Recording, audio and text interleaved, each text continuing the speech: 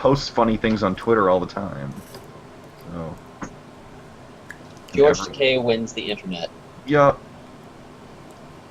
He could be reading something like anything between the 50 Satanic Shades of Verses, Grey? anything between the Satanic Verses and Hop on Pop, and it'll still be entertaining. Well, there is a thing of him doing 50 Shades of Grey, actually. There's Okay, I also gotta a thing see of that. Mr. Popo doing 50 Shades Oh, of dear Grey. God. Are you serious? I want to see that. It's on Team 4's website somewhere. It's just all of them taking turns reading Oh, I'm sure. 50 Shades of Grey. So, on that note of things, hello and welcome to Slash Chat Podcast. Sadly, we are missing one of our hosts, and he will not be back for probably about another week or so. Sad face. And I currently have a Cthulhu on my head and wearing a And on your Cthulhu chest. shirt. Yep. I didn't notice. I thought... But I was cleaning this entire section of my room. As many of you have seen from the last time we did podcast, it was a disaster zone. And I found him, and I was like, he's going to be my little companion and my host, my co-host. Is he like controlling your brain? Like the brain slugs from Futurama? Yes, he is actually. He honestly is. He's telling me what to say. I'm gonna eat your souls. Sorry. It's stuff like that's just gonna happen. Sorry. Don't know what to do. So. I miss my little Cthulhu. My little Cthulhu. I think he got eaten by my dog. I had another one. It's sitting somewhere. It's like a baby Cthulhu, so he's all like chibi-esque looking. And it's called My First Cthulhu. Like, you know how they have those like toy animals that is like my first thing and my first companion? It says My First Cthulhu. Oh, it's so cute. I need to find it somewhere. God. Yep. So, because unfortunately we are missing one of our, co-hosts, we will probably be going through introductions pretty quick this week. Unless someone starts ranting and raving about E3. Which, keep in mind, is now a topic in the hat. Ah! I lost my Cthulhu. Yeah, Jeremy, we know you're going to talk about E3 ad nauseum. And I would blame David for that, but he's not here. What's E3? Exactly. So, Alex, start us off this week. What have you been doing? It's been like 2 weeks, Jesus. Well, the game stuff has been sort of set aside for a while. I have been I got my hard drive. I got my external hard drive. It's 4 gigabytes. 4 terabytes. 4 terabytes. 4 gigabytes is, why would you do that? And apparently it was on sale at Best Buy after I traded in all of these games because I magically, I had an Xbox 360 copy of Borderlands 2, but I have the PC version now because someone got it for me. So there's no point in me having these discs anymore. So I traded them in, and I got like $50 for Best Buy, and then I went, waited a while, got a paycheck, and then I bought this hard drive, and it actually is working rather well. So I'm the entire hard drive is for videos. I've just been trying to capture whatever I can. Just if I play a game, I'll capture it. I played some Infamous 2 last night, but not too many games that are taking my life right now. So for some reason, I really don't know why I've been doing this. I just have been starting watching anime again online. Woot woot. I was slowly moving through Sword Art Online, and I started an anime whose name escapes me, and I started Kill la Kill a long time ago, and I never finished it. Oh dear God. What? Kill la Kill. No. I freaking love Gurren Lagann, and everyone's like, oh, Kill la Kill's great, and I watched the first episode, and I'm like, this is basically Gurren Lagann, but with less clothes. So, and yes, Grim, I forgot. That's what it was. What's Grim talking about? Is he saying something disparaging about me? I have to make fun of you for watching hentai all week. I didn't watch hentai all week. Well, what's this mysterious anime, huh? I put it on Twitter when I finished it. Well, first of all, I started watching Watamote, which, holy crap, that's a funny show. It's about this high school girl, and she has a severe case of social anxiety. Like, she is super, super outcast. She gets nervous talking to anyone. So she thinks that now that she's in high school, it'll all be better and she'll be popular.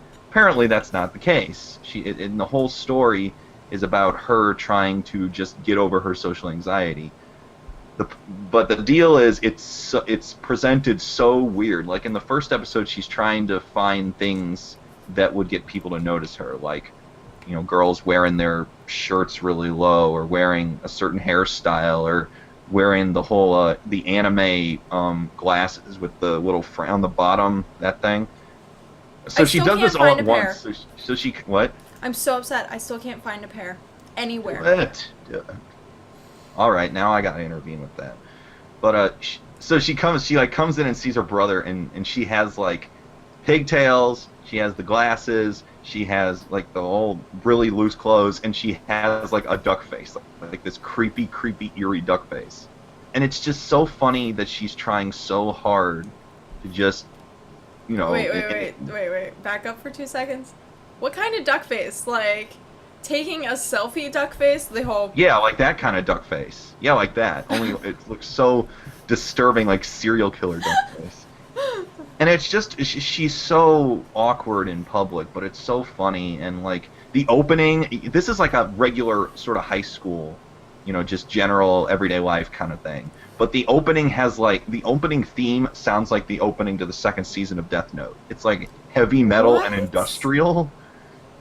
It's just, it's so like, and there's a parody in the first episode where she's trying to look up things online about that people made popular, and it's a clear parody of when light is in the Death Note, and there's like sparkles in the air, and it's super intense. Right. But it's so, this is a really funny anime, and I'm not. I spent like 2 or 3 episodes in, and I want to go back to it at one point. So now I have to figure out what it was that you posted that you said you finished. That was Busa Renkin. I was going to talk about that next. Busa Renkin. What the hell is that? Busa Renkin, I read the manga in Shonen Jump a long time ago as a little preview, and I'm like, oh, this is it's like about alchemy, only it's not like Full Metal Alchemist. Yeah, because like, literally the only thing I'm seeing on your Twitter right now is E3. E3. Bless you! Yeah, because that on stream! He sneezed so hard his headset came off. Oopsie! Oh. But yeah, you're not gonna find it because I've been talking about E3 so much. Literally. But Busa Renkin is God. it's a clear as day shonen anime, and it really is very, very straightforward in that it really doesn't do anything new. But after I read the graphic novel, I'm like, okay, I'll eventually go back to this. So then I watched the anime. I don't really know why. I just like, I'm going to start the anime. Maybe this is good. A lot of other places said it was really, really average. But I watched it. The main character is your typical shonen guy, and he's a dork. There really isn't anything special about him. But the female lead is one of the best female leads I've ever seen in a shonen anime. She is such a freaking warrior girl. And it's just whenever the main character kind of, you know, she eventually has romantic feelings for the main character. Typical. It's a shonen anime. I was gonna say, because most animes, that's common. And she is just such a strong female protagonist. She's a fighter, but she also, anytime he does something goofy, she breaks character and becomes all weird and awkward. It's so good, and these two characters just make up for all of the shortcomings. And the shortcomings are really that in the second half, everything goes by super fast, introducing characters that I really just don't care about. So I mean, at one point I'm like, oh god, I want to see what happens, and I was watching like 5 to 6 episodes a night, and I was able to finish it in a week. Oh. And it was pretty good actually. I enjoyed it. I'm happy that I watched it, and the ending is weird, but satisfying. It ended up, and Grim thinks it's funny because he thought I was watching porn, but I wasn't. Yep.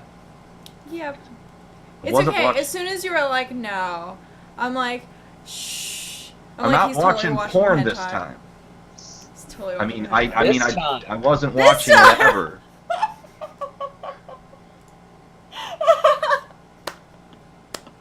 I mean, I've never watched. No, no.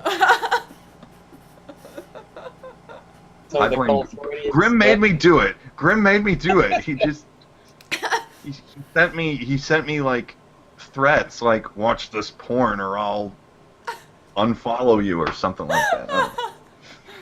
It's okay. So blame it's him. Okay. At least you haven't started watching Bible Black.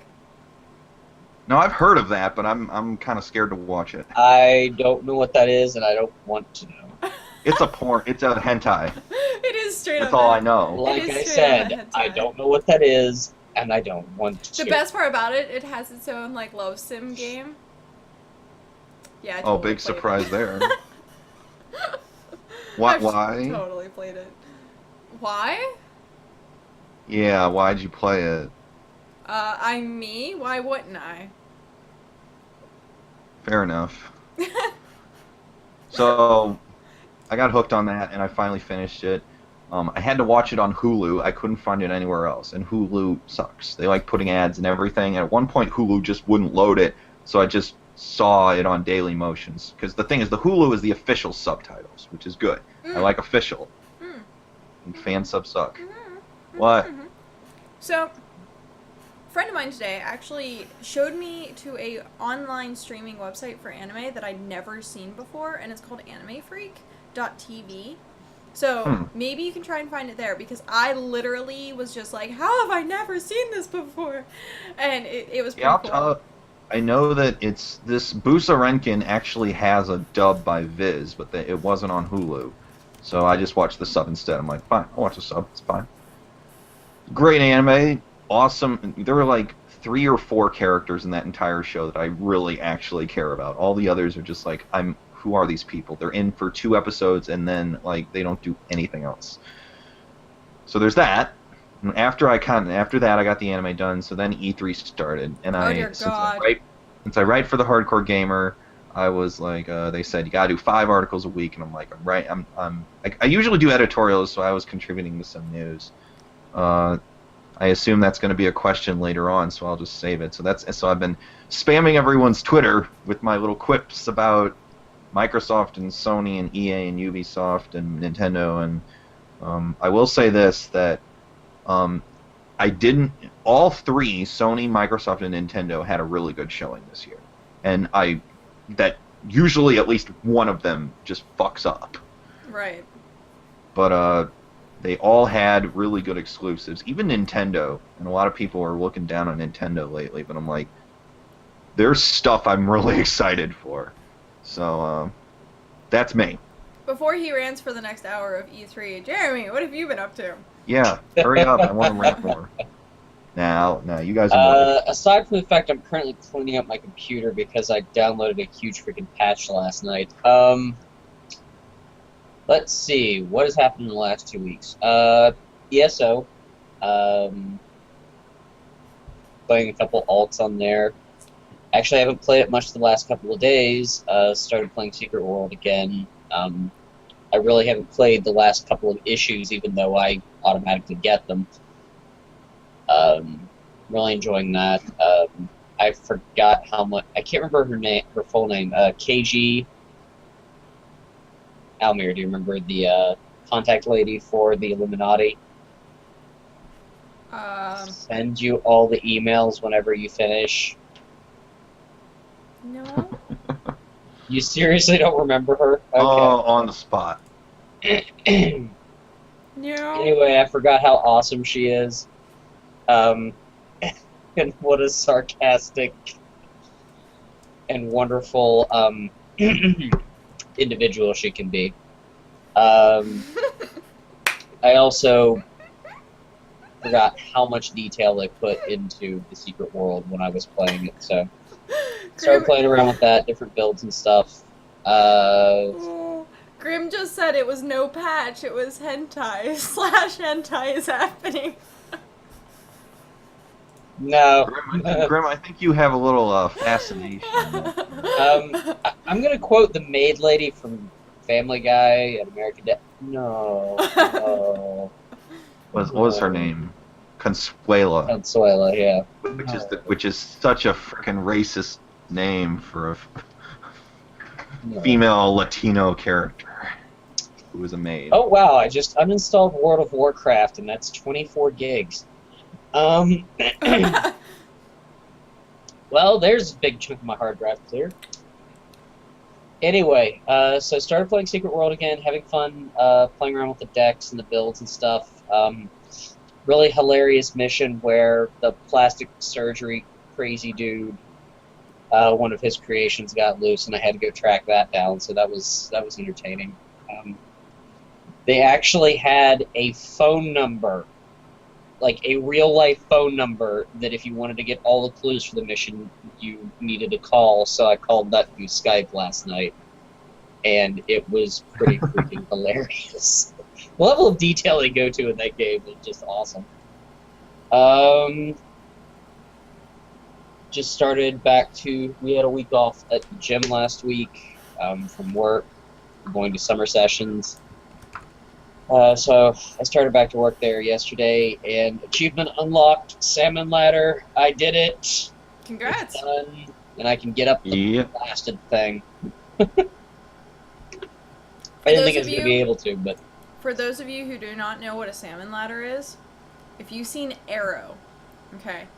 There'll be a video on my Google Plus as soon as I figure out how to do that. Well, what it is it's the bar that he hangs on, and he's like doing like a chin up. Instead of like doing the chin up though, he throws the bar up a notch, and then up a notch, and then up a notch. Oh, that's hard. Yeah. That's hard. It actually wasn't as hard as I thought it was going to be. It wasn't so much a strength issue, it was more a, what's a nice way to put this? My balls had to be big enough to go for it and not be worried about falling and smacking myself in the head with an iron bar. Right. That was the only part that I really had to work on. And once you get past like the third or fourth rung, it starts getting really hard to hold on to that bar when you slam it up to the next notch. But, so, yeah, that was fun. And mostly gaming-wise, it's been Secret World, like I said lately, with a little bit of ESO in there, too. Nice. So, within these last 2 weeks, it's probably going to be no surprise that I've been continuing to play ESO. Absolutely no surprise. Though, there is a completely different change to what I've been doing in ESO. Instead of, like I was telling you guys about the role-playing guild that I was an officer for, I started a subsect guild, which is also not really a subsect guild anymore. It's just like a whole separate thing, but we're working together in a way. And it's vampires and werewolves, and I can actually get to roleplay with people who play vampires and werewolves. And I got my first vampire. Woot. Thanks to Scorm, who's currently sitting in the chat for Twitch right now. So, hi Scorm! And we know Grim's always here, so hi Grim. But yeah, so I started doing that, so a lot of my time right now is going to getting that guild up and running, and then making sure everything's okay with it. And then once that's done, I can just start backing off and doing my own thing for a while. But I have to at least get it off its feet, so wish me luck on that.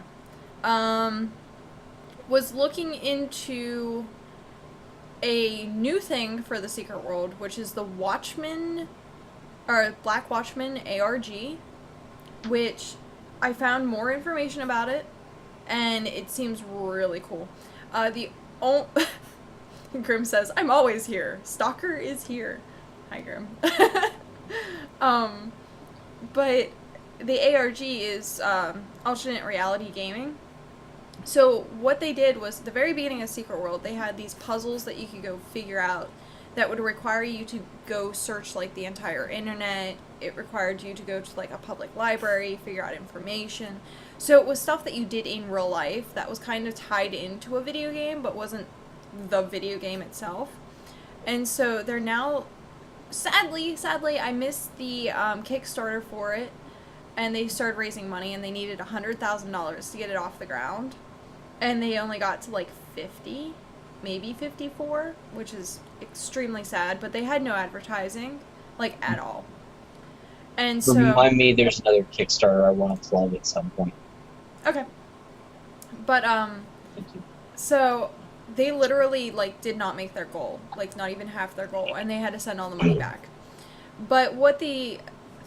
kind of, like, the concept of it was the fact that you would be part of this video game, which was, I guess, a different part of the secret world, but it was still the secret world.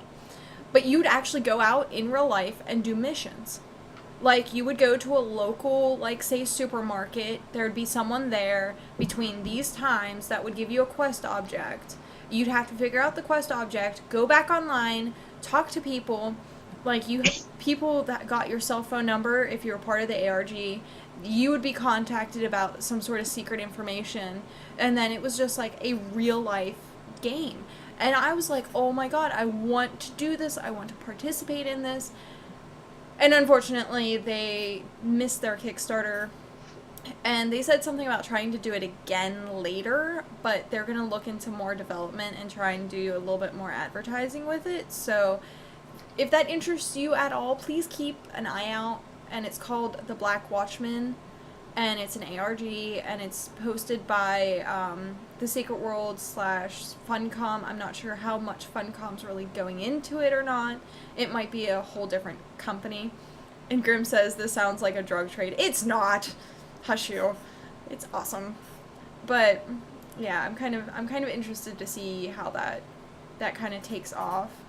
And if it actually does succeed. If it doesn't, well, I'm sure there's going to be people out there who's like, we will make this succeed whether it fails or not. Because people have said that on the forums countless numbers of times now. Oh, and on the plus side of things, Teogre's going to be happy about hearing this. If you have the Grand Masters pack, you're already automatically opt in for when the ARG starts. Because you're going to have to go through like lifetime subscriptions, and it's like an MMO where you pay $15 a month to be part of this experience. But if you have gotten the Grand Masters pack from the Secret World, you are automatically opted in because it's still part of the Secret World. So, woot woot, woot woot. Chocolate wreck. So yeah. As for Yes, as for other things I've been doing this week, I've been watching a crap ton of anime, a metric crap ton of anime.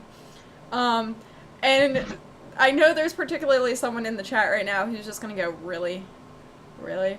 So I started watching School Days. Alex, are you familiar with School Days? porn. School Days. That's not School Rumble. I have heard of School Days, though. I forgot what it was about, though. Well, apparently... Do I want to hear this? Apparently it does turn into a hentai somewhere along the line in this anime series. But it's kind of like... What do you mean turn into? Okay, so I'm gonna give you the synopsis in which I found... I'm on, like, what, episode, like, 4 or 5 now? We'll figure this one out really quick. We'll look at my Crunchyroll queue. It turns into... I'm on episode 5.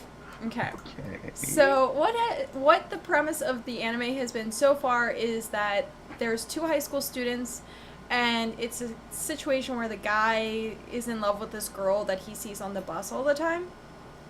And she's super quiet, she's like super innocent, and he's like typical teenage boy.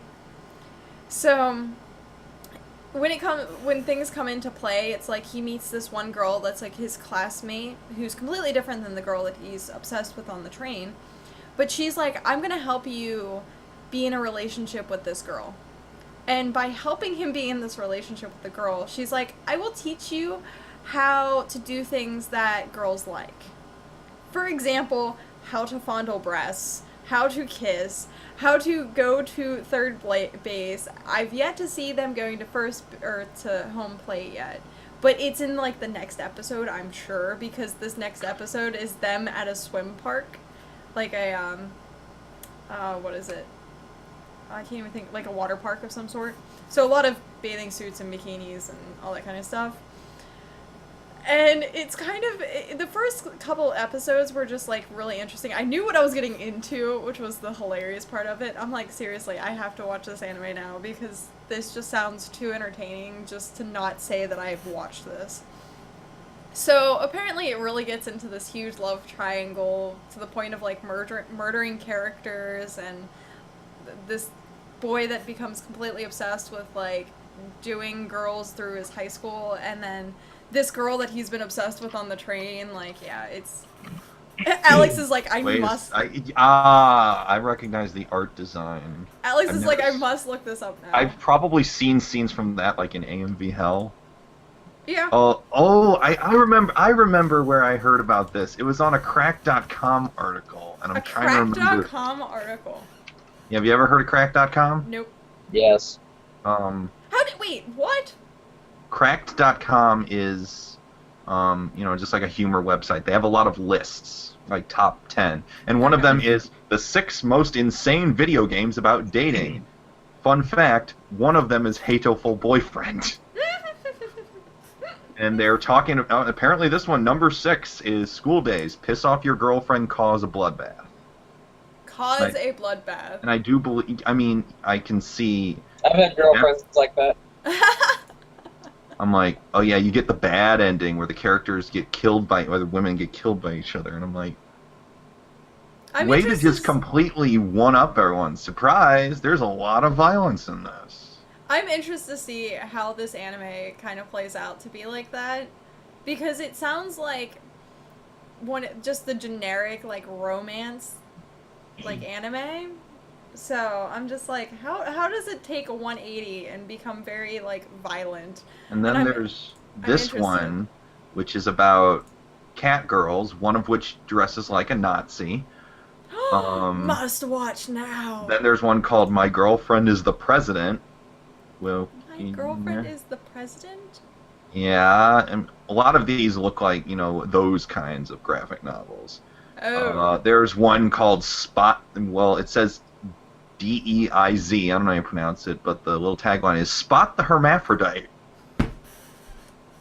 Number 2, Yume Miru Kusuri, A Drug That Makes You Dream.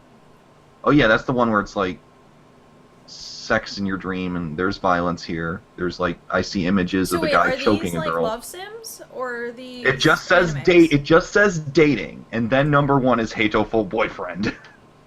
But are these? Is the list particularly just love sims, or are they? Pretty much, yeah. Okay. They do a lot of them about video games. I'm like, yeah, you gotta pick Hateful Boyfriend. You gotta, just because it's so batshit insane, or should I say, bird shit insane? Oh jeez. Because one of the birds is like a creeper. Because he's a bird, and you got these realistic pictures of birds. So yeah, school. Of course, Alex has seen this. What? Nothing. Hey, I watched the Peanut Butter Gamer video where he played it. I had nothing to do with it. You go watch your School Days, lady. I am going to watch my School Days and tell you You guys. are way too excited about watching this anime. What? Like, never mind. Never mind. So, based on that note of thing, let's jump into our first topic. Yeah, let's do that. Let's do that. Okay, so Cthulhu's Day. Let's grab the hat. The topic hat! We actually have some... I think we have like 6 or 7 topics in here tonight.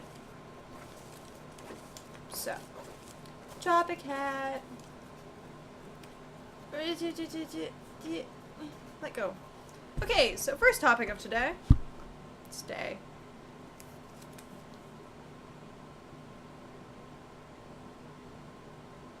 If you could change one thing and only one thing in any fantasy story, what would that be? Fantasy story. Yeah. If you could change only one thing and one thing in any fantasy story, what would it be? That's a rather broad question. I know. Yeah. I was just like reading it. I'm like, if you could change one thing and only one thing in any fantasy It might be a story, little too broad. what would it be? Was this from Grimm? Because I want to blame him. I almost want to say, really, really, really, I think 99% of the questions that come out of this hat at this point are from Grimm. So... Oh, okay. Grimm, you dropped the ball on this one. Could I make it more specific and say, like, If you want. archetype probably be in easier. a fantasy story? Like, you have to have the heroine, the Prince Charming, the guy who saves the princess. You have to have the villain. Kind of like those different archetypes in a fantasy story. What if we could change? Can I just say erasing Sonic the Hedgehog 06 from existence? Because I'd like that. Wait, what? The part. I have my answer. The part. What's your answer? You know. Yeah, go ahead. I want to hear yours. Okay. Spoiler alert. Dresden Files. Spoiler alert. Do not listen to the next statement if you haven't read all the books. So when Harry comes back in Cold Days, the only thing about that I would have changed is I really, really wanted to see a Gandalf line come out of there. Okay, I could see that. That's the first thing I can think of. Because, I mean, when I used to read Salvatore's work with, like, Drizzt and that stuff, there were so many little things I'd change, and now looking back on it, there's even more I'd change that I just... That's not a genre of fiction I'm really into anymore. So, really trying to think back. That's about the only thing I can come up with. That, or if we want to consider it fantasy-esque, for the Shadowrun timeline, I wish it had continued to involve the Earthdawn stuff, and that the company hadn't split the two properties up when it disbanded. So Alex, what were you ranting about? I was going to say just get rid of Sonic 06, because that is what happens when you try to pass off a furry fan fiction as a real game. Because why did that human princess kiss Sonic? That's the game that all us Sonic fans just don't really like at all, because it was just a bad idea. And then they try to do the whole time travel thing, and that's garbage. And like, but I don't even think that's. I was just joking there. I'm trying to think of something real that you could change. And like, I don't know, maybe give Cloud a personality, I guess. Or better yet, give Squall a personality, because his entire vocabulary could be said through ellipses. Yes, they could. It's just like, why does every Final Fantasy main character have to be so frickin' stoic and emo? Lightning. And not just Cloud and Squall, but like Lightning. Like Lightning. That was your chance to make a really good, strong female protagonist, and you just make it Girl Cloud. It really was. And you can even wear Cloud's uniform, which just is freaking redundant. Or Lara Croft, I guess. And you can, you know, I just watched like the two best friends play, just rag on that, and they say like the guy who made this game needs his waifu, gotta dress her up in her little like you can get the Tomb Raider, Cloud, and there's like, I don't know, maybe like Lolita, I guess, if you could just dress up Lightning, this extremely stoic, emotionless woman. You just dress her up. That sounds really dirty, because she has no personality, so she's like a freaking doll. So, how about we make a Final Fantasy game with a charismatic protagonist? Tidus was okay, I guess. He was a dork, a grade A dork. But I kind of just wish we had like a Square Enix RPG where, you know, just explore a different type of personality. Kingdom Hearts kind of did it, although Sora was a little bit generic. So Square Enix is in a lot of, you know, they need to fix themselves and fix themselves now, so. On a completely different side note of things, I found this a couple days ago, and because you brought it up, actually, I'm going to announce it. There is apparently a new cinematic trailer for Nick's Tomb Raider's movie called Rise of the Tomb Raider. Oh yeah, that was announced at E3. It was, and I'm like, that's pretty cool, because they're trying to do it more like the new Tomb Raider game. Right. Than the Angelina Jolie-esque. Right. Yeah. Well, I kind of had problems with the reboot of Tomb Raider. First, aside from the game, which it had a lot of problems, way too many QuickTime events.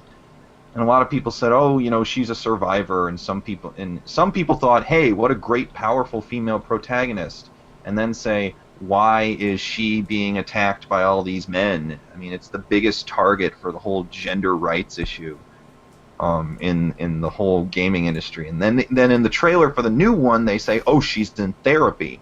That's no way to portray a strong female protagonist. I'm thinking, she's in therapy. All kinds of people go in therapy. Because, if you played the first Tomb Raider, it was pretty traumatizing. But that brings up another problem I have with it. She's like, "I don't want to kill anyone." She's just like this innocent new girl, and then by the end of the game, she's murdering everyone. Yeah. Everyone. Absolutely everyone. They probably don't even know she's there. And I'm like, that's just bad storytelling. There's no build-up. It just goes from 0 to 100 in no time.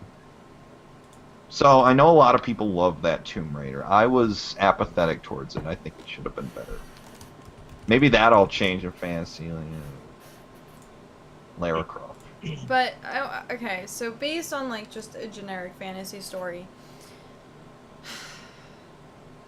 I think a lot of the perspectives of fantasy stories like now are completely askew than what they should be. Example, the original Aesop's Fables and like the Grimm's fairy tales and all these things that people are like, this is supposed to be good and it's nice and shiny. And then when you actually like read the original Grimm's fairy tales, you're like, wow. Oh my god. And I Blame Disney. Disney's responsible for all that. well, sort of.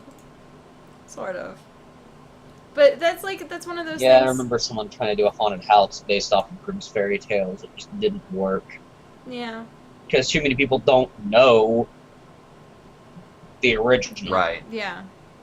But that's something I would say, like, if I could change one thing and only one thing in any fantasy story, it's not so much that I would change one thing in one story, I would change everything of what people perceive now as fantasy stories. Right.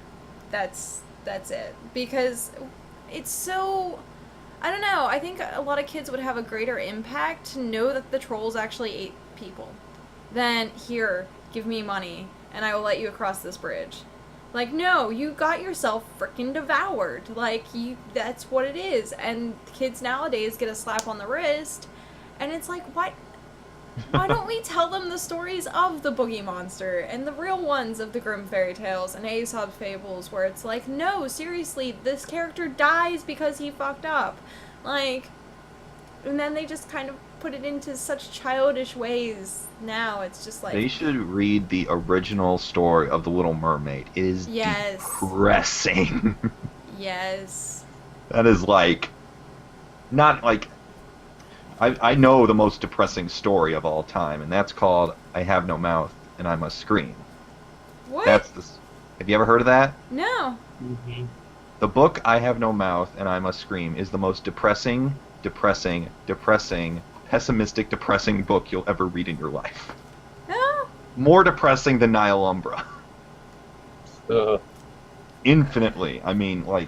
I need to go find this. And it's terrifying because of this depressingness. Now, is it kind of like the whole Matrix? He got his mouth sewn shut, and he's No. Okay, because that's like when you said about it is science fiction, and the main plot is that humanity has been wiped out, and it's under control by this now self-aware AI who spends all his time torturing these last human beings. And he tortures them, but he can also prevent them from dying. So he can torture them all he wants. There was a mission like that in Fallout 3. There was? Mm-hmm. Huh. I'm trying to remember that one. Maybe I didn't get to it. It was when you rescued your dad from the vault when he was plugged into the AI simulation. I need to go back and play that. I haven't played Fallout 3 in a while, but... I mean, you only briefly catch that that's what's going on. Now, yeah, there is also a video game version of the book that was actually worked on with the original author. The problem there is that the so-called real ending is not the same as the book, so Yeah, Grim just said, LOL, the video game, I have no mouth and I must scream so bad. It's like a point and click game, which, you know, isn't bad at all, but the original story will just I remember getting the plot of that and reading through it, and at the end I'm like, I could not stop thinking about it, how freaking scary it was. But I just got off topic on that. I don't even know how I started talking about that. Oh yeah, because it was Grimm's fairy tales and how they're all really actually very depressing. So, or just gory, or just gruesome. But so next topic, this sounds familiar and sounds like something we might have answered, but I'm not sure. Best antagonist in a story or game. Ooh. That's hard. I do think we've done this before, and I'm trying to think of, like... I think it was just, like, favorite boss? Oh, yeah. Antagonist, huh? Yeah, but if we're adding story into it, it's like, that's actually really hard. Because it's hard because you gotta find... I like me some villains. I think one thing I don't like about some villains that I would not want my favorite to be is I'm never a fan of having a villain that is such a jackass, such an asshole, that is you just hate him. You just absolutely hate him, and you're like, oh my god, I want to kill this guy so bad. And then they reveal that they had some tortured past, like Itachi from Naruto. Mm-hmm. I'm like, the whole series, you just hate this guy. He's so evil. And then you reveal, oh, he was actually a good guy the whole time. And I'm thinking, you just convinced me over the course of this many episodes that this guy is a grade A asshole, and now you're wanting me to sympathize with them. That is a waste of my time. I can't do that. You can't just turn around. And I think Jonan Vasquez actually was asked a question about his comic book character, Johnny the Homicidal Maniac, and he said, I don't... What? I liked that. Like what? Comic, whatever you call it. And they said, are we ever going to get any background about me? And he said, I don't want to do that. I think it's better to just have him be insane and not, you know, some people would say, oh, he had a tortured childhood. He didn't want to do that. He just wanted him to be insane, and that's it. And I like that. I don't. With blood. I have to paint the walls with blood. Exactly. Out. It's a good series. It's so weird though. It's funny though. So to think about who it's from. Oh yeah, he's a freaking crazy psycho guy. But I just think that that turnaround has ruined a lot of really good villains for me, just because they try to get you to, you know, feel bad for this person, and I'm thinking, you spent all this energy trying to portray this person as so bad, and I don't want to sympathize with them. I don't want to call them a good guy because they've been a bad guy the whole time. Mm-hmm. And I'm trying to think of other like games and stories that kind of did that didn't do that, because I think that's a stupid idea. So that's hard for me to do. Personally, I think some of the best antagonists in a series is the ones that you see as being the opposite, where they're the good guy throughout the story or someone that helps the good guy throughout the story. And then at the end of it is kind of like the big reveal of, hey, look, I did this and I manipulated you guys in this manner that I'm now the antagonist and not someone who helped the protagonist. I think that I like those kind of villains because I like the deceit that they have, and kind of like to see like what it mentally took to get inside the protagonist's head to be like, yes, now I'm an antagonist. Because a lot of times with stories like that, you get a deeper like involvement with what emotionally is going on with the characters. Because then they have to give you a reason why that person changed. And I think those are some of like the best stories that I've ever read, is like the people that you're like, okay, so you were truly a good guy throughout this whole thing, and suddenly you whip off your cloak and you're the villain. Like, I like that. I like that a lot better than just someone who plays the villain straight off the bat. And I think a lot of series that do it well are series that a lot of people don't like, because there's not that many out there that I would say that I've met that think the same way. They just want a strict protagonist, they want a strict antagonist. They don't want the boring in-between of figuring out who's who. They want to know who's good and who's evil, not this whole book being in this, like, gray zone of things. And then you realize, oh, well, shit, by the end of the book, there's this epic battle because this person, like, can't stand this character anymore. I think that's pretty cool. I think I would read any book like that any day. I think I can confirm that we've already done this question, because I think I found my answer. I'm a big fan of Gladys from Portal. Just because that is some of the best writing I've ever heard in a video game. She's so snarky. She's such freaking sharp-tongued bitch AI. And she talks to you throughout the entire game through the intercoms, and just insults you, leads you down like death trap aisles, and you're just like, oh, she's such a bitch. But the whole time, that's a big part of Portal's appeal. The humor was built around this character whose writing is so abrasive and sharp, and you just can't help but like that. It's just, that really brought out what Portal was. It was just so funny. It was funny. You wanted to get verbally abused by this AI. I've always been a fan of villains that have that sort of personality, and just a funny villain is good to me. And not like funny like they look stupid, but funny because in the things they say are funny. How are you doing? Because I'm a potato. Yeah. Portal 2 had some good, I'd say Portal 2 kind of did the same thing. Wheatley was kind of an alternative, just because he wasn't exactly like Gladys, but you could see the same writing and humor in how he talked too. And when Gladys and Wheatley are in the same room, you're just like, oh god, this is great. My favorites in Portal 2 were the Cave Johnson things. Right. The light gives you lemons, you get it combustible lemons! I will blow your house up with combustible lemons! I got Portal and Portal 2 from like a Steam sale, and I really want to go back and play them because they're just so good. And I'm always going to remember the final boss with Wheatley in Portal 2, not just because of what happens, but because all the banter that goes on between the fight.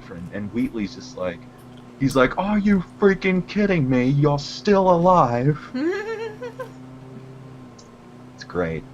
So I'd probably go for the Portal series in general, because that's their humor just makes their antagonists so love to hate them kind of stuff. For movies, it's usually easy for me to tell if I'm gonna like the villain or not, because John Travolta's playing him. He plays a really good villain. He does. He does. He really does look like a villain. If you don't believe me, go watch the movie Swordfish. That movie, just magnificent bastard. That's a good way to describe it. Fiction, favorite bad guy. See, well, antagonist doesn't necessarily mean bad guy. It just usually does for literature. Wait. Lazy. Wait, before you answer that. Is it Marcone? No. Really? No. Oh, I figured you would have. I can see what you mean, Jeremy. Like, an antagonist is just the other side of the conflict, not necessarily an evil person. That's what it actually means, but that's not how people use it.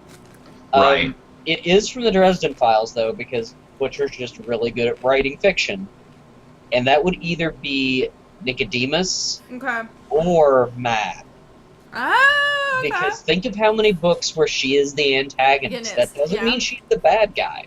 She's not. As the series goes on, it turns out she's actually, kind of protecting humanity from something absolutely horrible. Nicodemus, though. That's the thing, though. What the series keeps going, we might eventually find out Nicodemus is protecting everybody from something, too. Because that's exactly the kind of BS that you could pull. No spoilers. That's what I mean. we haven't gotten far enough in the series to find it out yet. Although I did find out something. This is how much of a magnificent bastard Jim Butcher himself is. There's a character in Dresden Files named Butters. And from one of his early appearances, there's a phrase, "Polka will never die." And Harry has to use that to get him pumped up because Butters loves polka, and there was one time he was about to die, and it's a funny scene. You should read that book. But polka will never die. PWND. Oh. And he did it on purpose, and it's been in the series for this long, and people just now noticed that. Those are the best. When you just see those jokes that no one got until long. He's got stuff that was in the first book, and we're on, what, 15 now? Mm-hmm. And some of the stuff that started in the first book hasn't hit yet. Yep. And we still have 5 more case books to go, and then 3 more in the 3-book trilogy at the end, and there might be a few more than 5. So that's why I say Nicodemus Arcleone is definitely one of my favorite villains, and I always pictured him being played by Liam Neeson. I could see that. And now I have the CinemaSins guy in my head repeating the phrase, "Liam Neeson's not killing someone in this scene." Although when Deidre's around, you don't want that scene to contain a lap dance. No. Oh no. No. Oh, talk about Razorburn. Anyway. And father-daughter bonding. And Oh, boy. Father-daughter bonding. Yeah. Oh, yeah. Lundrug, or whatever his name was. That was another one that was like, Butcher, you are... The Earl King is another good antagonist. Yes. I can't not like him, and he's so good. Video game-wise, antagonists that I like. You already said Portal. That's a big one for me. Let's see. Well, let's see. Playing ESO right now, I really haven't run into any antagonists that I just love. Although, that one Tharn, well, that was his name, right? Huh? Tharn, the wizard dude that's not Minimarco. That's kind of your friend slash foil at different points.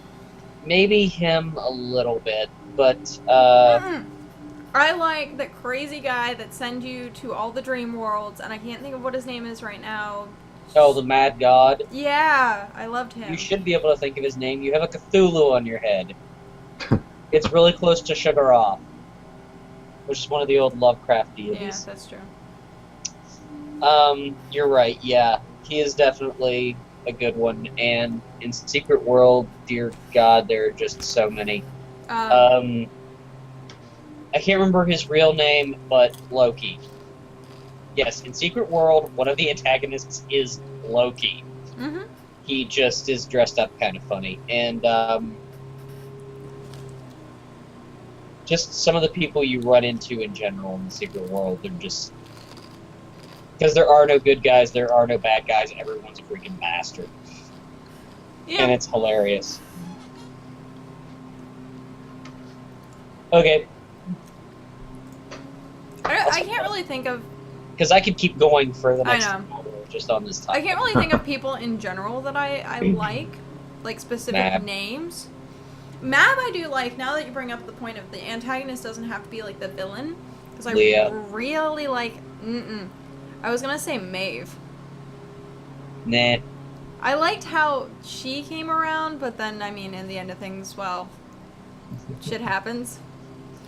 But, no, I'm trying to think, like... No. No. It's gonna be a running joke now.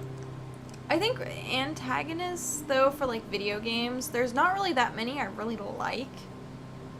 I have my favorite villains, and, like I said, Seymour from Final Fantasy X was good, or X-2 was good.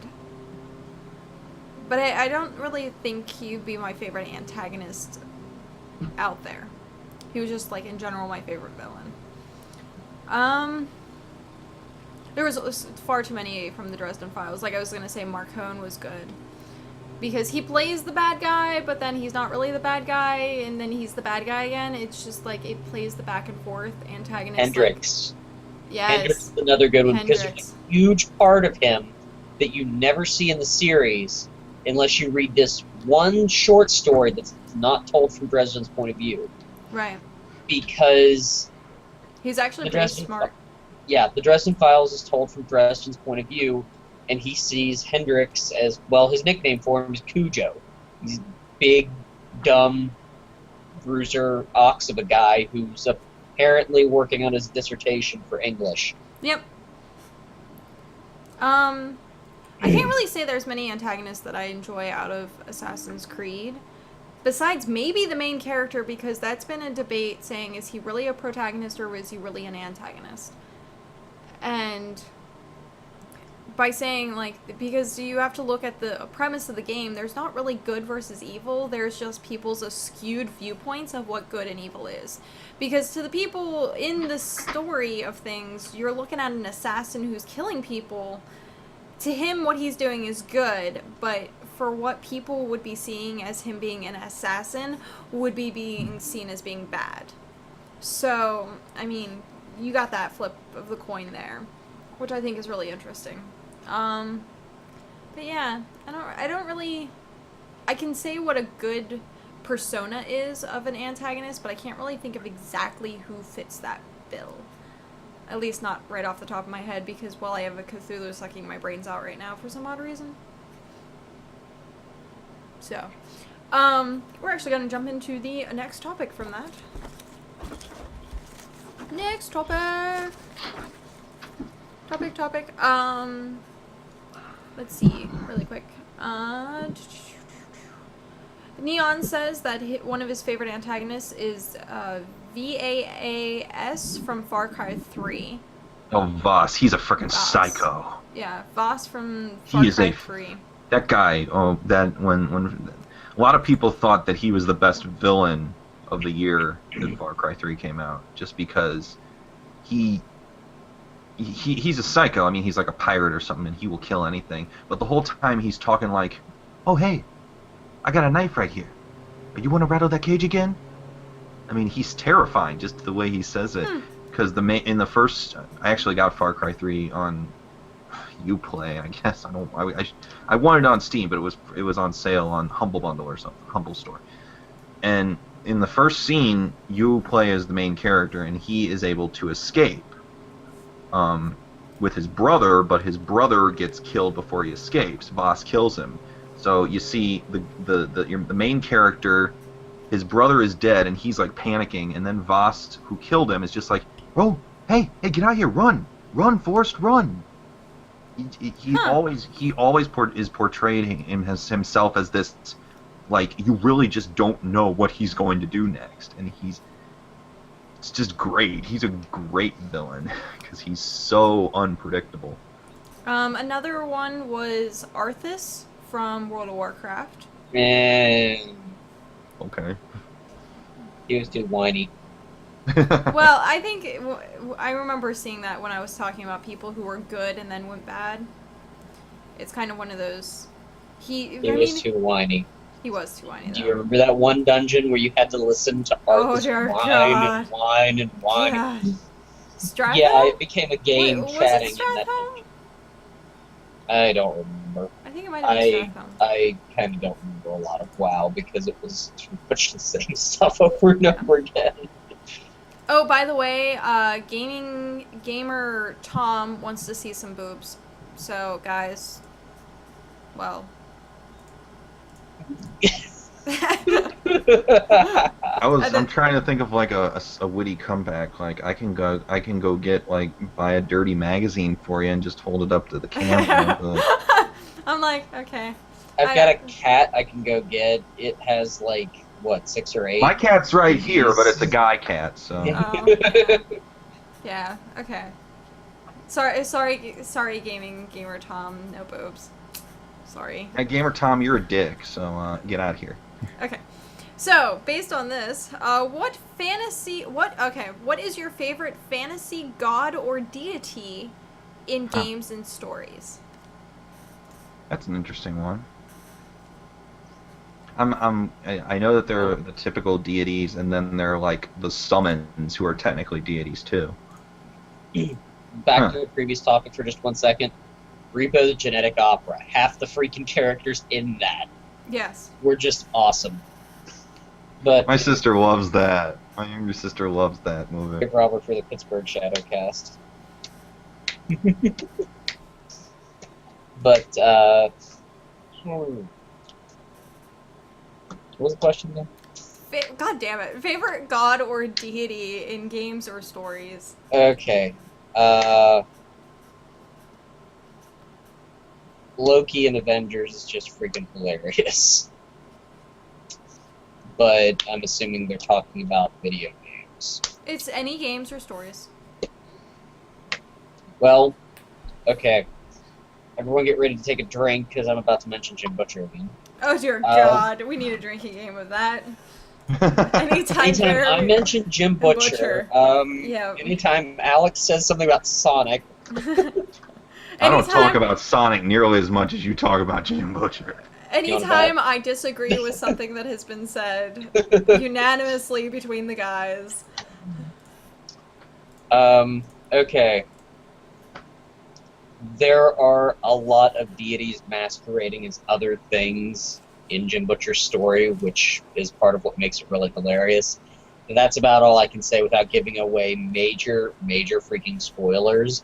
Major spoilers. I will just say Santa Claus and cackle my ass off. Yep. That said, gaming-wise, I'm talking about fun deities in games. I'm going to go back to Secret World because it's another example of where you've got all this fantasy stuff that is being shown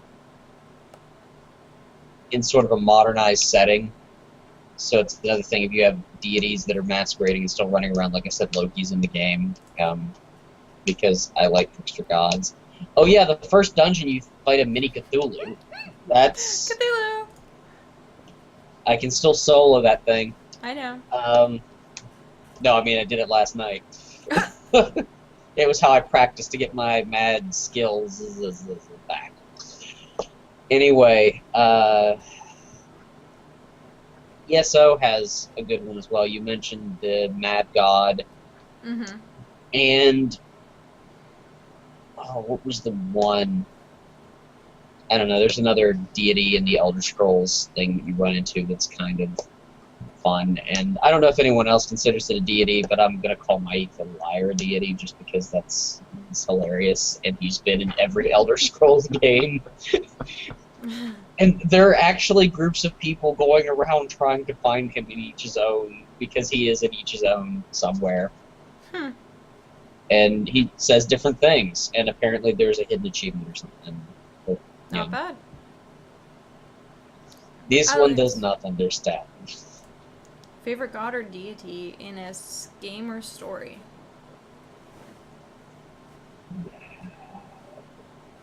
I have like two that I probably give it to. Well, three. I mean, you know, you could say that Haruhi Suzumiya is a god. Technically, she is a god. Technically, but that's not my favorite. I just wanted to make that joke. But they're the two. First of all, I really like Amaterasu from Okami.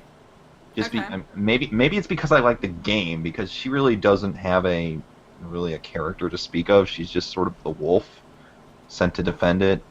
Maybe it's just because I like how the game is structured. There was Yami from that. None of the deities really have too much to say. But if I had to do one that I think this counts. It might not count to everyone, but I think this counts. King of all Cosmos. From Katamari. Yep. Just he messes up and he gets his son to fix it, because he's such an asshole. He's a nice asshole, but he's irresponsible, and he's just like the drunken idiot who you leave in charge of the office while you're gone. So, and he makes a lot of snarky remarks at any of the cousins you play as, and he's funny because he's so eccentric, and I really can't think of any deities that really, hooked me in the way that I'm just laughing at this guy, and he talks, and all of his speech is like record scratches, and I was never able to roll him up in the last part of We Love Katamari, because in the very last level, well, not the absolute last level, but not during the credits, but the last major mission, you go from super, super small, and all of a sudden you're rolling up islands, and it's possible to roll up the King of All Cosmos, because at one point he is walking around. I came close one time, but I didn't do it, and I'm like, someday I'll do that. That's a fun game. That is really good fun. I wanna have to say that one of my favorite deities of all times, just in general, is Loki. Like, straight up is Loki from any games. I'm shocked. Yeah, that's not really a surprise at all. But particularly, there was an anime that I started watching that's called Kamigami no Asobi. And it's like a reverse harem anime, so it's like one girl and all these guys. And Okay, Loki, Grim, try to make fun of her for that, and not me, because I'm not watching harem anime. Make her Grim. Loki is a character in there that's Loki. You have Thor, you have Balder, you have Apollo, and you have And there's a girl trying to hook Hades. up with one of them. It's not so much that, like, the thing, like, the topic of the anime is the fact that there's this human girl, and she has to try and teach these gods and deities how to be more compassionate towards humans. Okay. So they're trapped in this, like, university that Zeus has, like, been, like, the headmaster of. And they're trying to make these gods understand what it is to be, like, mortal. So they, like, it's very weird, very interesting, but Loki, which is just Loki, but everyone just doubles up their names for some reason, being cutesy, is probably one of my favorite characters, and my favorite, like, portrayment? I don't know if that's really a word, but, portrayal of the deity Loki, because it's still the whole trickster god-esque type feature of things, and I just think they do it very well, like, kind of pinpointing what each person in lore is supposed to be like. Like, you have the god of the moon, who's really quiet. You have Hades, which is like, oh no, the misery, I'm causing people such misery. It's kind of, it's a good anime if you can deal with the fact it's a reverse harem anime. But as for, like, other, like, video games deities, ESO has, like, a mass, like, huge lore of just deities that's actually, like, really, really interesting to read about. So, like, you have 8 different deities, but I haven't really gotten into it to say which one I have a favorite of. The Mad God is pretty awesome, though. I like more Cheesemonger's hollow. Yeah. I like misunderstood deities more than I like the, I am Sendar, I am for justice, I am good, and I shall smite everyone who is in my way, kind of gods. So, but yeah, I can't really think of, like, there really wasn't any, like, deities that much in, like, World of Warcraft that I like, really remember. Technically Deathwing. Technically, I mean, some of the characters are considered a deity-esque in lore. If that's the case, Sylvanas. I liked Sylvanas a lot. But again, I like the misunderstood deities. Like, they could be evil, they could be good, they could just be neutral instead of, like, whether they are really good or really evil. Because there's a lot of, like, really evil deities that I really just can't stand. Like, what would... I guess we could consider Manamarco a deity, I guess? No. No? No? He's still mortal. He's trying to become one. So he's trying to become a deity, but, like, that's... like the purely just evil, I can't really. I don't do well with. I want that in between. I want the characters that are misunderstood. So Loki, above anything else, is like my absolute favorite deity of all times. So. Would Alucard count as a deity? I don't know. He probably would, because I mean. Because if that's the case, Alucard from Hellsing Abridged is definitely my favorite deity. From Hellsing Abridged, specifically. Not Hellsing, Hellsing Abridged. So, Well, okay. Hellsing, he's pretty cool, but in Abridged, he's even more hilarious. So based on that, what are we gonna consider as being deities? Are we gonna be looking at things that have a higher What power? is immortal? Yeah. That's Like- hard to What are say. things that have a higher power level? Did you really just start to say that? Yeah. Higher Vegeta, what does a scouter say about his power level? It's 1006. So Grimm is apparently proving me wrong. He's like, wow, has a load of gods. The old gods, Sargeras, Sylvan, as would she like put a space in between? The elemental lords, all the troll tribe gods. Okay, I understand that there are gods in I mean, technically wasn't Ragnaros the elemental god.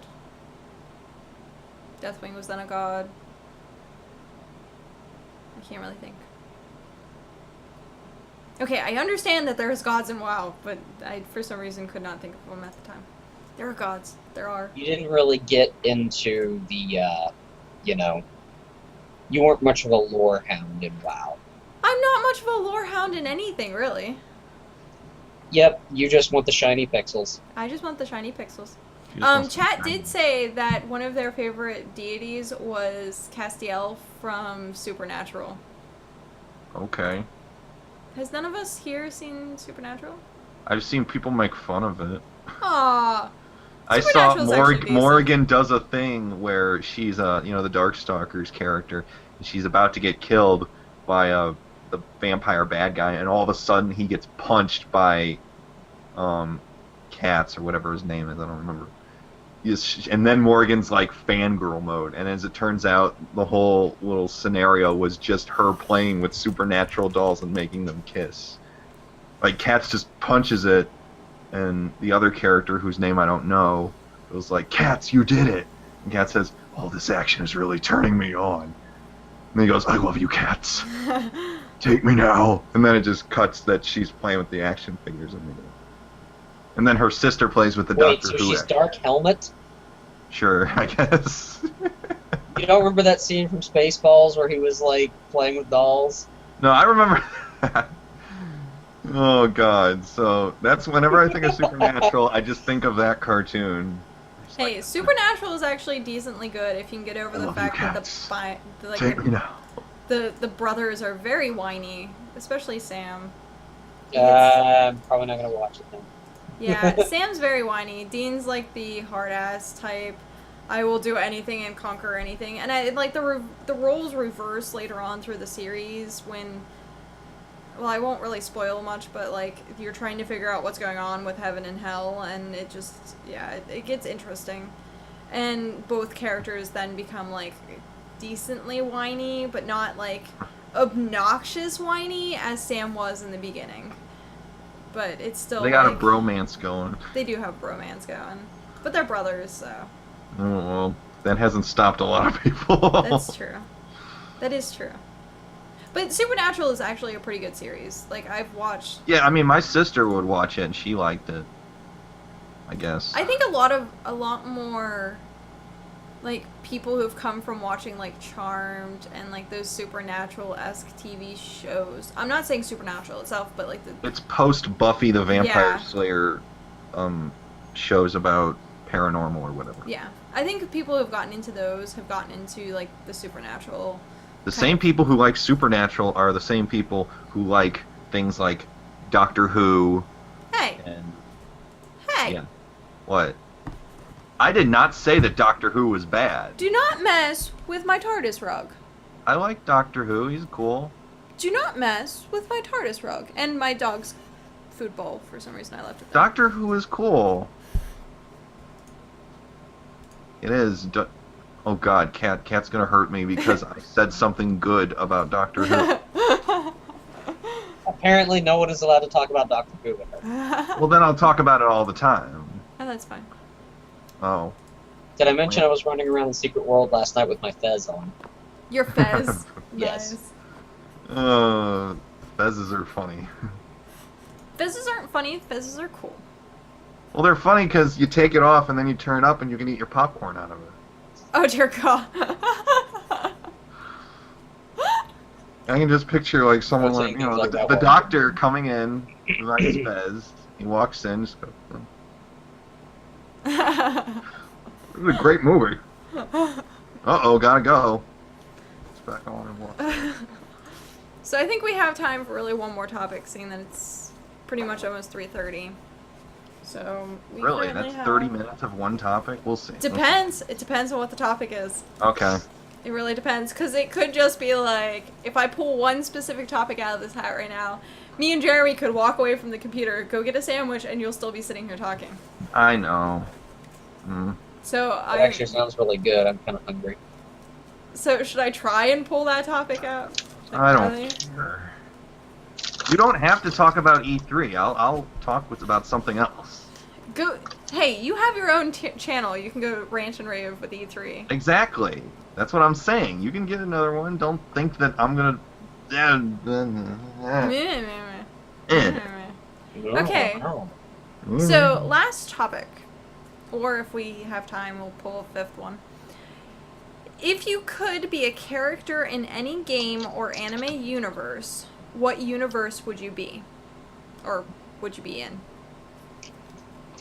This is more depending on the universe than it is the character.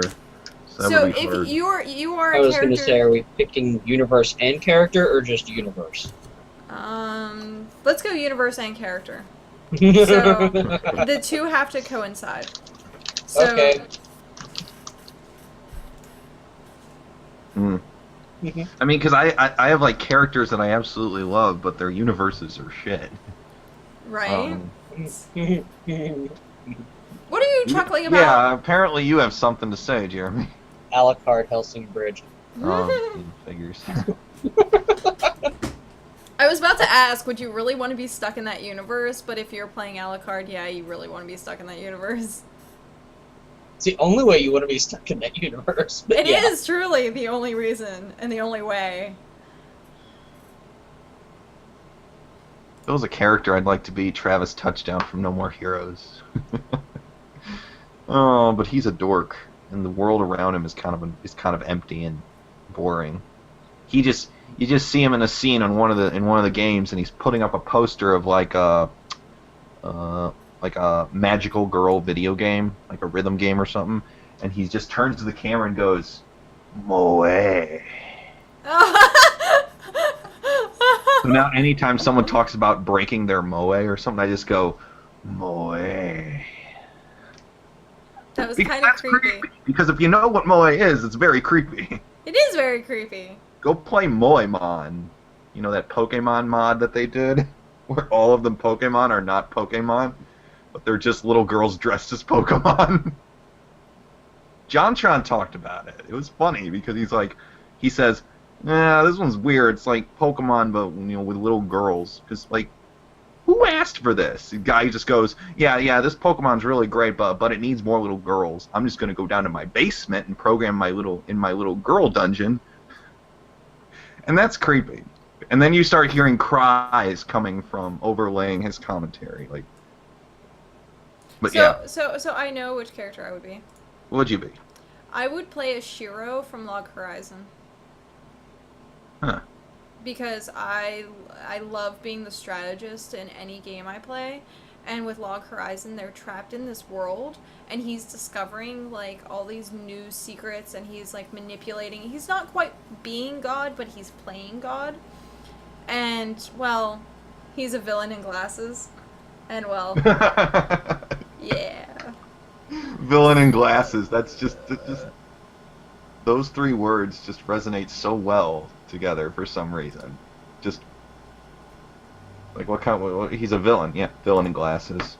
Villain Well, in then we know what glasses. kind of anime this is. Yep. But no, I think like I love that universe because it's. I mean, you're trapped inside of a video game. I mean, well. Isn't that your life anyway? Yeah, that's my life anyhow. That's your life. That's my life anyhow. I'm trapped inside a video game. But it's also like I like his strategies and like the persona of his character. So if I had to be trapped in like someone's body in that area, I would definitely say that it would be Shiro. Or his cute little assassin girl that follows him around everywhere, because I think she was also really cool. But she seems to be too like conflicted with what's going on that I'm just like, no. I wouldn't be that like meh. Like, I don't know whether he loves me or not. I don't know whether to be angsty. No, I'd just be Shiro, who's like, I don't really give a fuck what's going on right now. He's like, I'm just here to play the strategist and let me know from there. And he's just so good at manipulating things that's like my ultimate choice. So, chat says Lelouch from Code Geass and Mustang from Full Metal Alchemist. Mustang, huh? Or Armstrong. Okay. Armstrong's awesome. Lelouch is like kind of an asshole.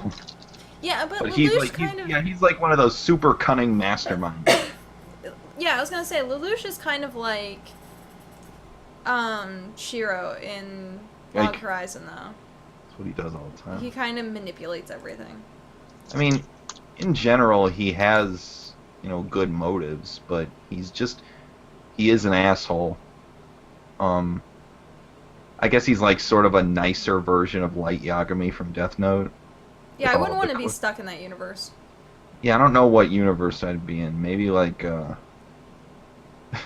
just anything that gives you like a sense of super powerfulness, like in the Matrix, or just something that's not as deadly. You would be in the DBZ universe. Nah, that's stupid, because there's nothing there. I mean, it's just wastelands, and everyone's getting killed. Or, if you're in the edited version, they're falling out of I can see their parachutes. I'm like, no one gets killed in the edited version of DBZ, because that's terrible. But the thing, DBZ, it's just the world around it is just not interesting. Sure, you get a lot of awesome fights, but if you don't want to fight, then you're just sort of super powerful and you got nothing else to do. I'm trying to think of something that gives you a nice sense of empowerment, but doesn't give you a ton of responsibility.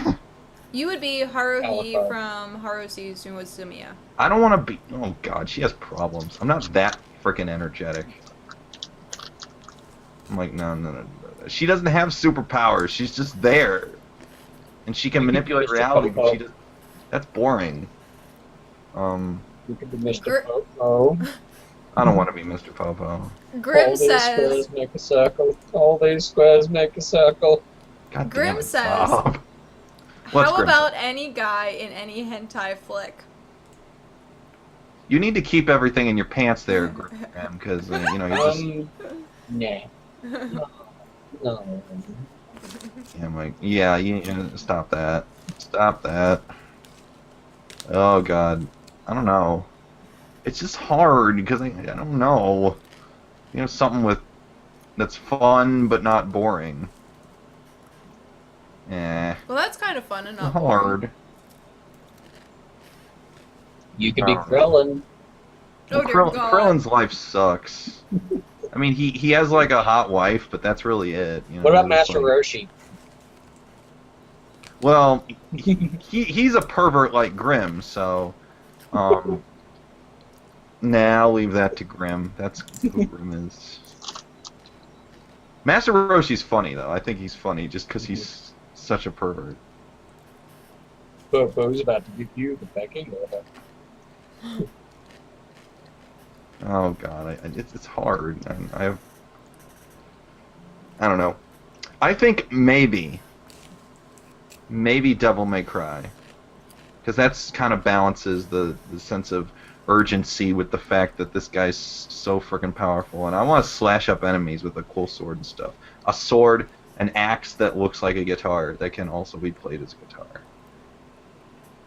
But really, that's going to be one of my answers where I'm sure there's a better answer that I'm going to remember later, so... I don't know. So you're saying you'll play Dante from Devil May Cry? Sure. Or Virgil. Either one of those. Virgil wasn't too bad, especially in, what was it, the third one? Yeah, he was pretty Yeah. badass in the third one. So. I'm surprised no one said Minecraft. That would be interesting. Oh no, I do not want to be put in the Minecraft universe. Mm-mm. Stop blowing up my house, you dick. Mm-mm. That's too much goddamn work. I don't want to work. If I'm going to be trapped in a universe, I don't want to, like, be stuck working all the Yeah, time. because everything you do in Minecraft is just like farm work and mining work, so it's just menial labor. So, What if you were trapped in Harvest Moon? well, that's better than Minecraft, because Minecraft all you can do is mine and farm, but Harvest Moon, you know, you get to talk to people, I guess. What if you were trapped in Neverwinter Nights? Oh god.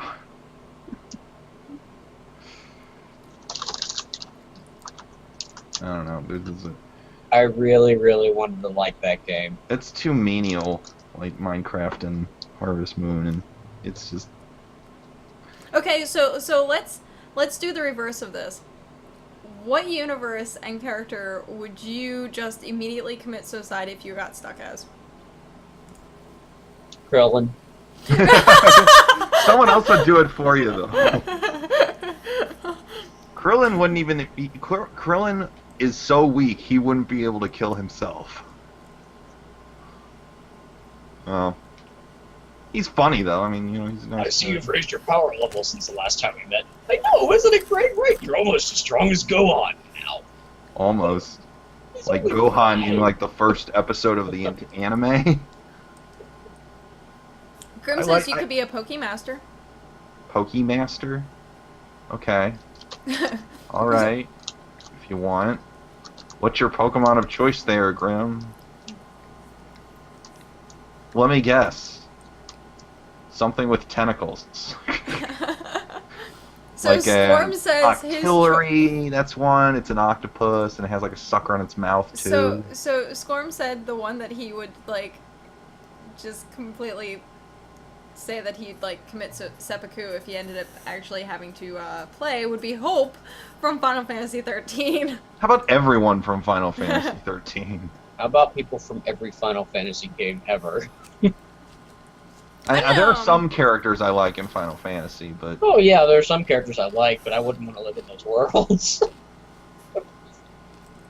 if Cloud, you know, used those face muscles for once in his life, maybe he would be better to stay around. If they threw me into the universe of Earth Dawn, I would just kill myself immediately.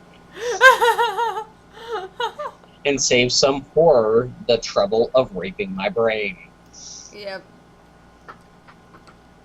I think Yeah. if I got stuck in, like, an actual Cthulhu universe, I'd probably do the same. You As would much sell as your I thought of that soul one to too, but since Cthulhu. you have all the Cthulhu stuff on, I was going to leave that one for you. Yeah, I was gonna say, because as much as I really like Cthulhu, I don't think I really want to go and find what the deeper means of the H.P. Lovecraft world has to offer. I really don't want to go that crazy. Insanity. That's Yeah. what it has to offer. Insanity. I'd like to, like, just in an anime or some show where it's, like, super cute, nice stuff. Maybe, like, you know, those high school where everyone's in a freaking good mood. And I'm just like, just fuck right off. Just fuck right off. Lucky Star. Like, well, Lucky Star is, like, so stupid it's actually kind of funny. When you make an entire first episode about just how to eat a frickin' pastry, that's the entire episode, you're like, okay, that was so dumb. I'll Did it watch happen to the be a rest. donut with white frosting and sprinkles? No, it was like a... Almir, you should be laughing right I now. know. Not donuts? Are you hiding donuts? No. He was making another Dresden Files reference. Oh. I like how you said no, but also it kind of sounded like numb. So it's like, gnome? Well, I was eating a chip at the time. I know, that's why it was appropriate.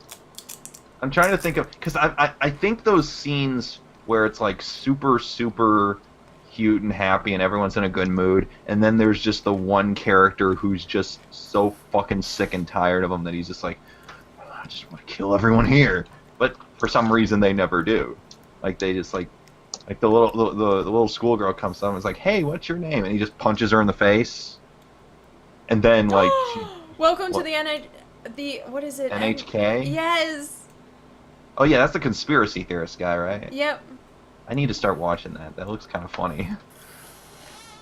I think that the idea of just these like there's like that cartoon where like a really pissed off guy is just hanging out with a little pony and he hates his life there. He's just I just want to murder and they're being all nice to him and they're like giving him hugs and stuff and he's just like just give me 5 seconds with a freaking wrench. Just 5 seconds. And then it's all over. Okay. But those are funny to me. I don't know why I think those are funny, but that would be me. Just the guy around all the cute little stuff and just... That's probably similar to my Chow Garden experiences. They're just so Ogre, cute. you're gonna get a kick out of that link. I guess I'll click it, because I don't know what it is.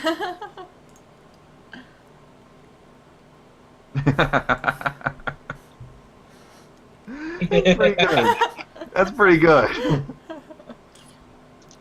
It's from the Dresden Files. Yeah. That's a clever joke. It's a clever joke. I like that.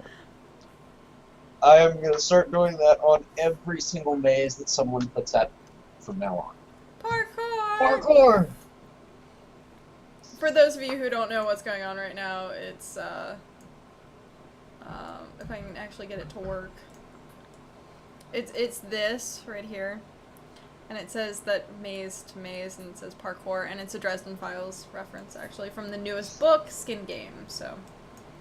Because Dresden's running around in the beginning of the book, jumping over stuff and yelling parkour. Yeah, it's pretty awesome. And then he does what Dresden normally does, and it's fine. Yep. But yeah. So, with 15 minutes left, why don't we do our outros? 15. Oh. Or, Alex, you can rant and rave about E3 for the next... I'm not going to do it if everyone is like, oh, he's going to do that. Nah, I'm not going to do it in that case, because it's not entertaining. I'm here to entertain, not bore. But... I'll be honest, I stopped paying attention to E3 a couple of years ago. Yeah, I did too. Mainly because a lot of the times that I would find something, it was just like, oh, this is all about the business. This isn't really about the video game. And then a lot of people were like, oh, what can we get the biggest hype for? And it just kind of seemed to me like they took away from the aspect of really going to a gaming convention, especially now, seeing that you really can't get guest pass anymore. You have to be part of a company. Yeah, it's for the press. Yeah. You gotta work if you're gonna be there. Yeah, so it kind of, like, ever since that point, it was just like, well, I can get more from watching YouTube and finding it out for Pretty myself than being like, I have to sit here and watch nothing but E3 commentary. It's just like... But it is really great to see, like, what they release, but I really don't think that it's one of those things that it's like, oh, what's the biggest release of E3? And they make it like a reward system, and it's like, seriously, guys? Like, why? Nintendo did something kind of cruel at the end of their conference. They open, it was like, we got one more thing for you, and they opened to this anime style animation of Link fighting Pit from Kid Icarus. Like, this looked like a legitimate anime. I'm like, are they making an anime of Smash Bros? I want to see it. And then it turns out they're just using this to announce a new character for Smash Bros. The goddess from Kid Icarus. And I'm like, how much did it cost to animate that? A lot, probably. Then why didn't they make a real show? Did you really spend all that money just to introduce another character? Probably. That's so mean. I want a Smash Bros. Anime. Come on. But I want it. I don't know. It really did seem like the hype for E3, unless you are part of, like, that whole community where you're like, I have to know what's next, then it just doesn't have that much spark anymore. It's like when they actually had it open to the general public and they did things like what PAX does, is where you could go and test things and see what's going on, and it's more kind of just not so commercial. Cosplay. They had cosplay at like PAX or something. Well, yeah, you got that for anything, but like, I just mean like if it wasn't so just company based, then it would be a lot better. And Right. every year people are like, can we outshow this company? Can we outdo this company? And it just, meh. Meh.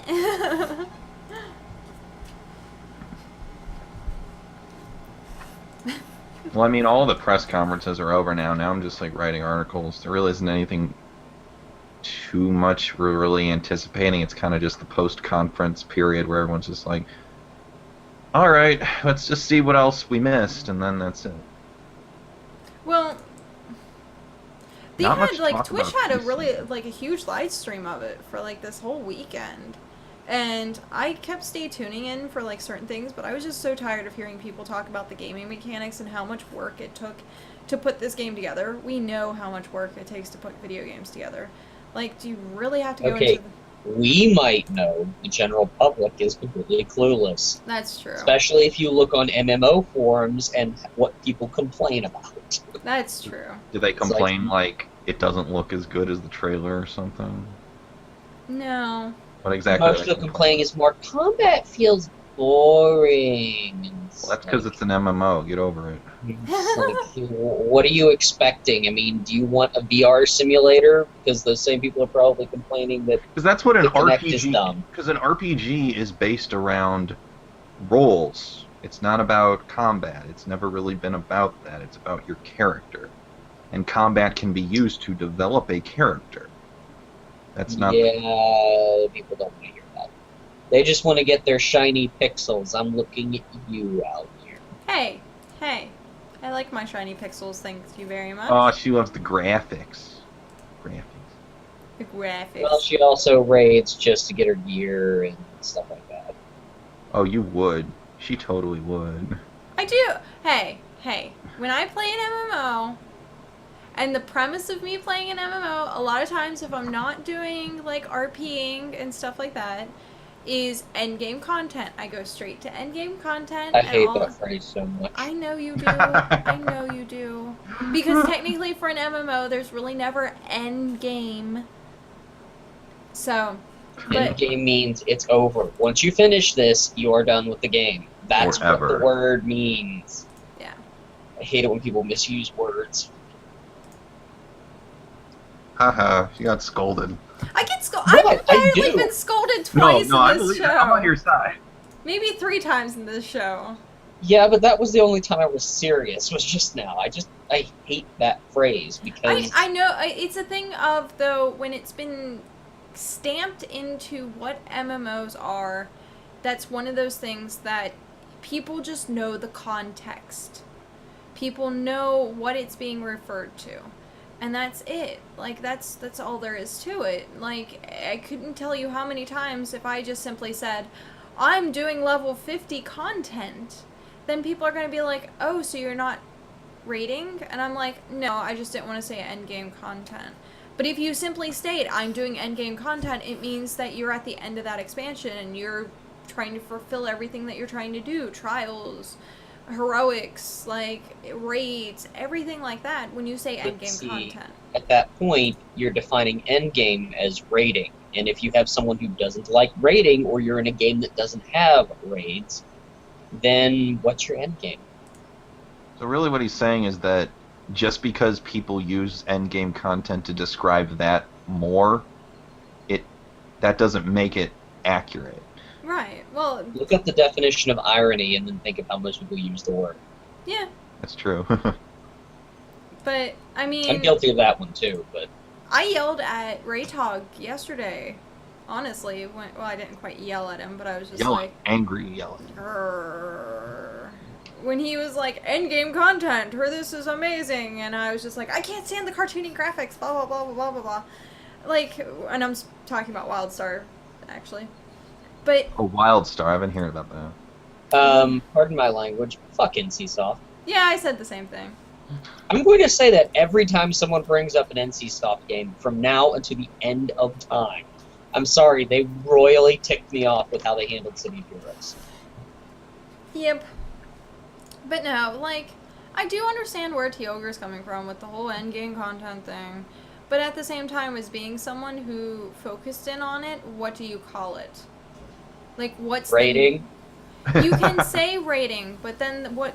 That's only a specific part of it. You're doing quests at that time. You're doing, like, the gearing. You're doing. It's like a whole encumbered, like, package of saying that I'm at endgame content.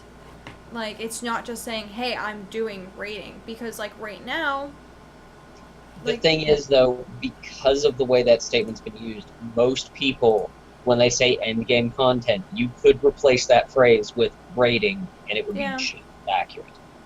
Because that's a Secret World and ESO both. I've seen them going off on rants and forums where, there's no endgame, and it's like, no, you mean there's no WoW-style rating loot grind, which is because what there you're will used to. never be an endgame content with an MMO.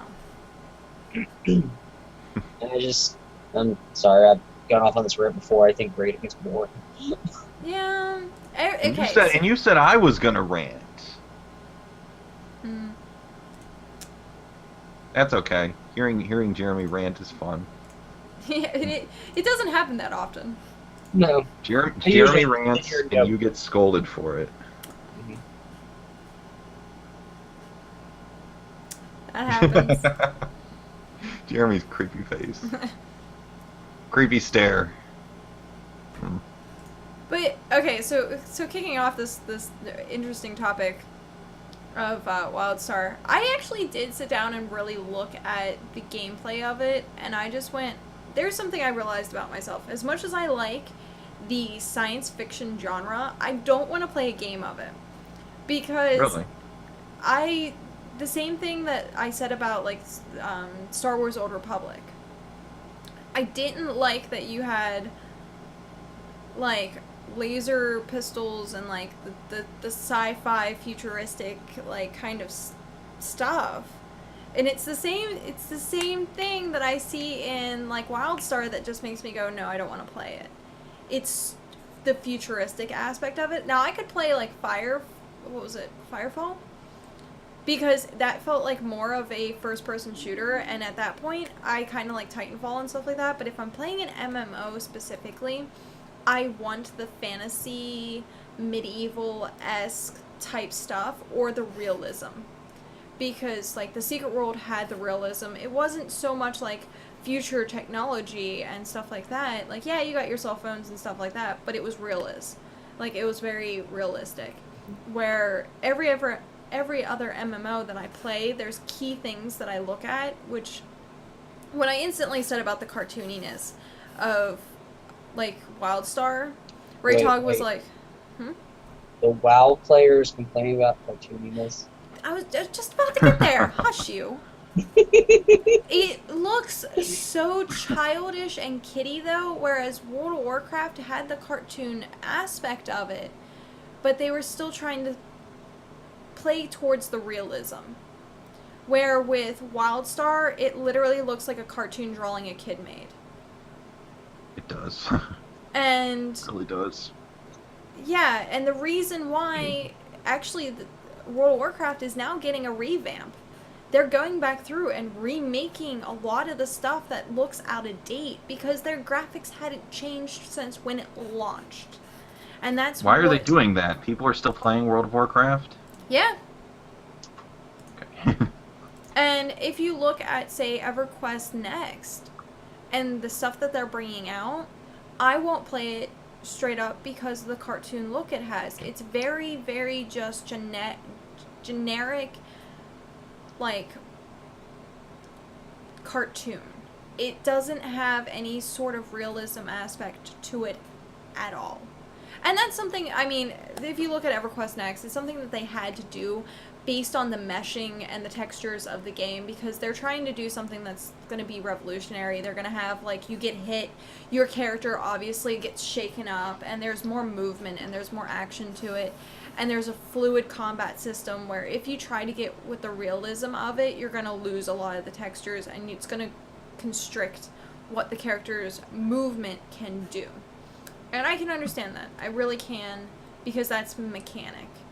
With WildStar and like stuff like that, it's just like it's cartoony to be cartoony. World of Warcraft, that was the graphics of its time. You couldn't have the realism because if you look at the realism, look at EverQuest. Look at the realism they tried to have and how like weird it looked, but at the time was great. So it's kind of like looking at PlayStation 1 games, the realism for Tomb Raiders back then, and you have the pointy cones as freaking boobs. Like, that's what I'm talking about, though. And for some, me That was a being... problem back in the 80s, too, with Madonna. Yeah, that's true. That's true. But, like... Watch out for those pointy bits. Pointy bits! I like that cartoon. But, yeah, looking at WildStar, though, I probably will not touch it at all. Just based on the fact that there's two elements of it that I really just can't stand. And I don't care if they're saying they have amazing raid systems, they have amazing content, they have amazing vast majority, and they said it themselves, end-game content. And that's something that they said themselves, is we have immense amount of end-game content. And then, well, that's what they tried to launch with. Jeremy's expression is just like, I completely disagree with that. Well, yeah, but when the company says it's it that thing themselves... of, well, like I said before, fuck NCSoft. The funny thing is, what I've heard a lot of chatter about on different forums I've been on is essentially people comparing WildStar to WoW in space. Yep.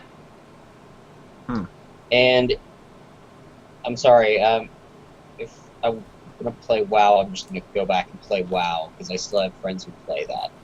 I'm not giving NCSoft any money. Nah. But, yeah, based on that random of things. Meh. But it is currently 4 o'clock.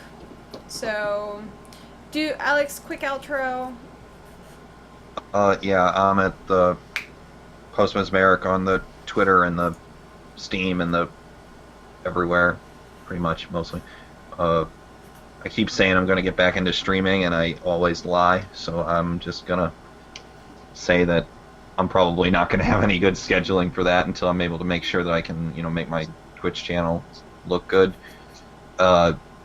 Writing a lot of stuff about E3 on the Hardcore Gamer, and mostly I'm going to write some articles later on, and then I'll just maybe pick up some news articles, I guess. So it's mostly just editorials. What else? I have been working on videos, though. I don't know when the next Mez play is going to be because I really don't know what game to choose, what would be a good fit for that. But I am working on a more scripted Outlast. one. What? Go play Outlast. I don't want to play Outlast. Everyone does horror games. I want to do, if I did do a horror game, I'd want it to be one that no one has Slenderman. ever heard about. Jim Sterling did a video about YouTube fodder. Those games like Daylight, like Outlast, those games that are solely made for people to play them on YouTube and do facecam with them. That is their entire purpose. And they don't sell, even though that people think, you can make whatever. I'm not playing Outlast, and I'm not playing Slender because Slender Man's stupid. Creepypasta is stupid. It's just predictable and annoying. And I'm tired of seeing fan art of Slender Man making out with Jeff the Killer. That's unnecessary. Do Vampire Bloodlines. That would be a good one. I want to kind That of get... game's hilarious and it doesn't get enough love. Really? I thought a lot of people dug it. Nope. Well, Not as many as should. once I get into a certain point where it would be good for footage, because there are just some games I think I don't want to do games that are super, super difficult, because all you'll hear is me just going, God damn it, fuck, shit, and that's not fun. I want to be able to make jokes. But Vampire the Masquerade Bloodlines would be a good choice. I'll definitely consider that. But in the meantime, I'm working on a scripted episode of Vidya Games. I have the footage, I have the commentary, I just need to push myself to actually work in post-production. And I actually think I'm getting there. So that's down the line. I don't know when it'll come out. There you go. Okie dokie. Down to me. I'm really hard to find on the internet. Not anymore. He has a Twitter. that I never log into. We keep tagging you, and people Yep. are following you, and you don't do anything. Nope. Because you don't have to. You have no obligation. I basically just wanted that so that I have that name and no one can steal it. Because I actually used to know a guy who he thought it was funny to reserve my screen name and our friends' screen names on other sites so that we couldn't have them. You currently have 5 followers. Good lord. Okay, so can't really find me much on the internet, but I am on ESO at Tjogrupfjach. You're confused on the spelling on that one. Probably should be because it's not English. Almir probably has it somewhere on her page. I'm It's also your freaking Twitter. yeah. I'm also going to be on Secret World a lot for the next week or so, just because Tokyo's out now, and I want to get to where I can go explore and have fun in that area. It's been anticipated since launch, but when they went from a, staff size of a couple hundred down to 30, it makes it a little harder to pull things off. So I'm really looking forward to it, and I really want to get into that area and play around in it. Maybe I can talk some other people into coming back to the game for that purpose. Like other people who have Grandmaster packs and are in this chat. Hush you.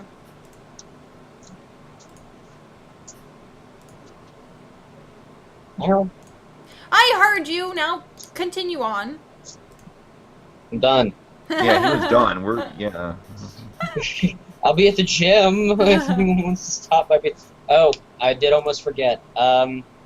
Castle Blood, it's a really nice theatrical haunted house that's been open for more than 20 years, is doing a Kickstarter to help fund a new location they just bought. They basically have a 100-year-old funeral home that they're moving into. And, I know the people personally who run it. I've known them for more than 10 years, and they're really awesome people. They put on a really fun show every year. It's not your standard run screaming with chainsaws and blood everywhere haunted house. It's more of a theatrical experience, but it is a lot of fun. They do amazing sets, and they're doing a Kickstarter to try and get the building fixed up because it was unoccupied for about 7 years. And, well, urban scavengers and the like. So if people have some extra cash they want to send towards their Kickstarter project, it'd be really cool. I set up the link. So I will then link it when I do put this to YouTube. It currently only has 6 days left though, so hopefully we can get people. Shut up and take my money.